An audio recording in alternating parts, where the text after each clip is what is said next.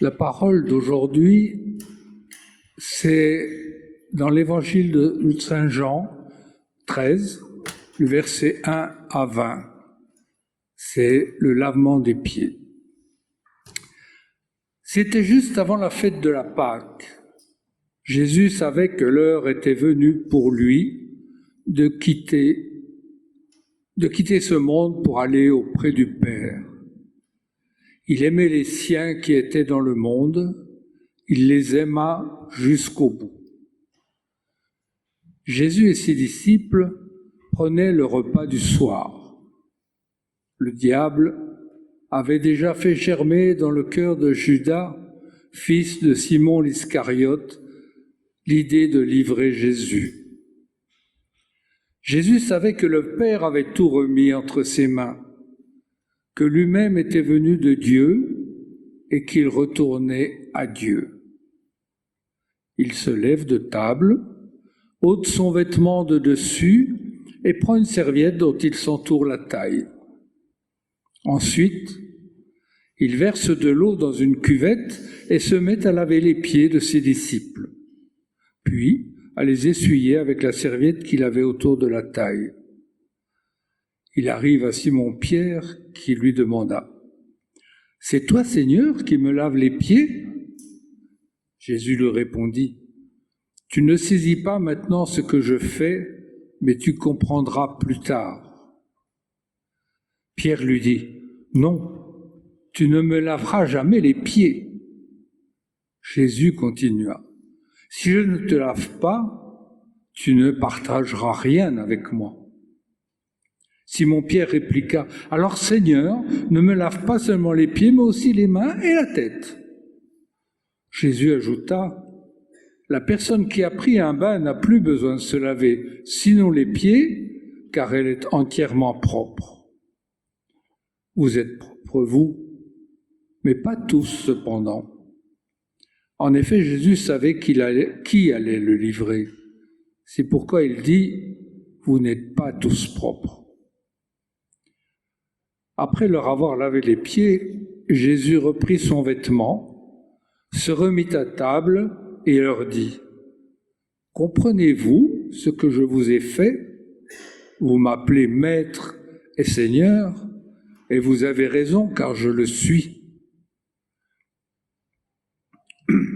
Si donc moi, le Seigneur et le Maître, je vous ai lavé les pieds, vous aussi vous devez vous laver les pieds les uns aux autres. Je vous ai donné un exemple pour que vous agissiez comme je l'ai fait pour vous. Oui, je vous le déclare, c'est la vérité. Un serviteur n'est pas plus grand que son maître, tout comme un envoyé n'est pas plus grand que celui qui l'envoie. Maintenant que vous savez cela, vous serez heureux si vous le mettez en pratique.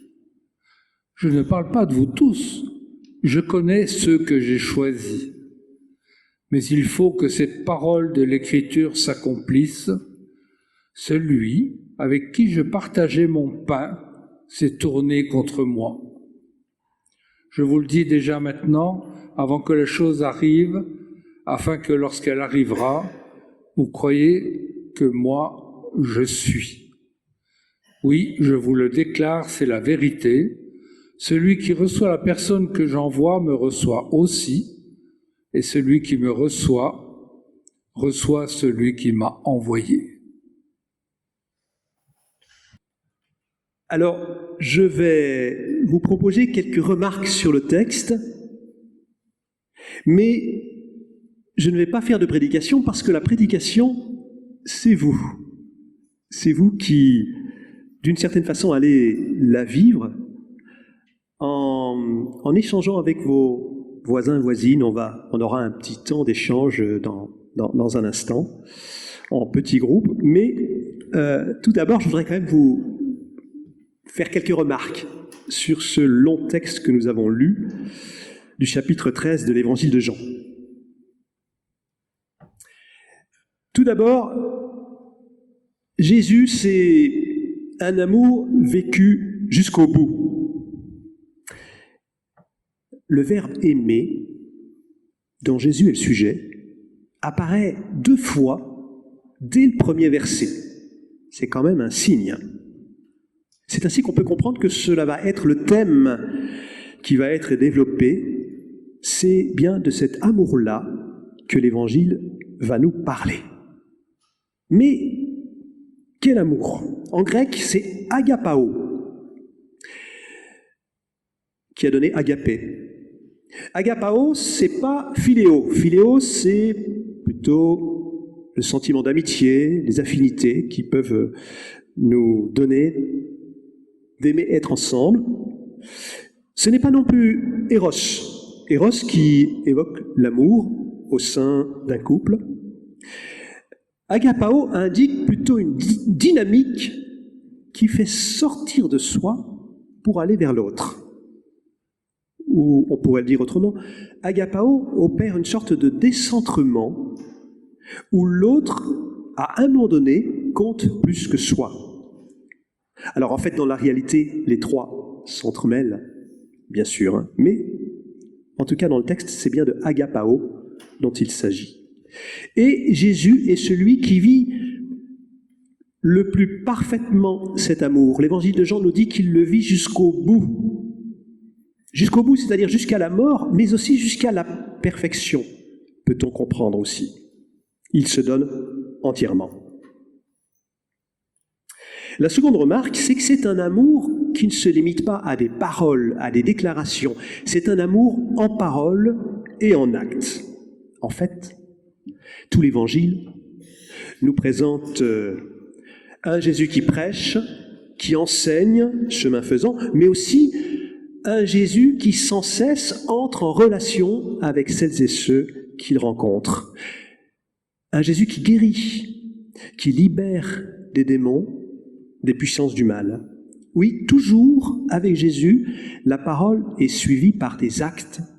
Toujours, elle s'incarne dans une présence, dans une rencontre, par des gestes, par un partage. On pourrait dire que c'est une parole agissante, une parole qui transforme, qui relève, qui délivre. C'est une parole qui fait jaillir la lumière. Ça, l'image de la lumière, on la trouve souvent dans l'évangile de Jean. C'est une parole qui chasse l'obscurité. C'est aussi une parole qui prend corps en Jésus-Christ. Et c'est pour ça qu'au tout début de l'évangile, on a cette phrase tout à fait importante pour parler de Jésus. La parole a pris chair. C-H-A-I-R. C'est une parole qui prend corps, ici en particulier, dans ce geste du lavement des pieds. La scène est un acte liturgique, mais pas seulement, elle est aussi un appel à servir. C'est ma troisième remarque. En fait, Jean est le seul évangile qui ne rapporte pas le récit de l'institution de la scène. Non pas parce qu'il s'en fiche, au contraire, il le connaît, il n'éprouve pas besoin de répéter ce que les 3 autres évangiles ont dit avant lui. Il préfère développer une autre dimension, et c'est en cela qu'il est complémentaire des autres évangiles. À la place du récit de l'institution de la scène, il raconte le lavement des pieds. Il le situe bien au moment du repas, du dernier repas que Jésus prend avec ses disciples, mais au lieu de mettre en avant le pain rompu et la coupe de vin, il met en scène le lavement des pieds. Alors, nous pouvons comprendre que la scène n'est pas seulement un acte liturgique, cultuel, mais elle est aussi un appel. Elle nous engage à servir notre prochain. Ainsi, pourrait-on dire, on ne peut pas dissocier véritablement le culte et le service ou l'entraide. Même si ce sont des moments différents, on ne peut pas les dissocier. Et puis, 4e remarque, c'est un amour qui s'abaisse et non pas un amour qui domine. C'est d'ailleurs pour cela que Pierre s'étonne, il ne comprend pas, car Jésus inverse les rôles. Jésus, lui, le maître, se fait esclave. En effet, c'était le rôle des esclaves que de laver les pieds de celles et ceux qui entraient dans la maison. Le maître demandait à l'esclave de laver les pieds de ses hôtes. Et là, que fait Jésus? Il prend la place de l'esclave. Et ça, Pierre n'arrive pas à l'accepter au départ. Il ne veut pas que Jésus s'abaisse alors qu'il est maître, alors qu'il est son maître. Et donc, pour lui, il est au-dessus des autres. Voilà la hiérarchie des places, des fonctions sociales telles que les sociétés humaines les organisent, qui se trouvent renversées par Jésus, par la volonté de Jésus de s'abaisser plutôt que de s'élever au-dessus des autres. Et puis la dernière remarque, toujours sur ce texte, c'est que c'est un amour qui est mort et résurrection. Oui, on pourrait dire que le récit du lavement des pieds, c'est une autre façon de parler de la mort et de la résurrection de Jésus-Christ, qui est l'événement central de la foi chrétienne. En effet, peut-être l'avez-vous remarqué, avant de laver les pieds, Jésus commence par se défaire de son vêtement. Et le vêtement, c'est pas seulement un morceau de tissu, symboliquement. Le vêtement, c'est ce qui représente le statut social, la place, la fonction qu'on occupe dans la société. Et donc là, Jésus se défait de tout statut, de toute fonction sociale. Sa volonté, effectivement, c'est de s'abaisser vers chacun. Et à la fin, juste après le lavement des pieds, il remettra son vêtement. On peut dire que c'est un détail du récit. Non, c'est un détail qui a son importance. Ça fait penser au baptême, tel qu'il se vivait dans les communautés primitives et tel qu'il se vit aussi dans certaines communautés aujourd'hui encore. Après le baptême, le baptisé est revêtu d'un vêtement blanc, comme pour signifier qu'il a une nouvelle identité, qu'une vie nouvelle est devenue possible en Christ.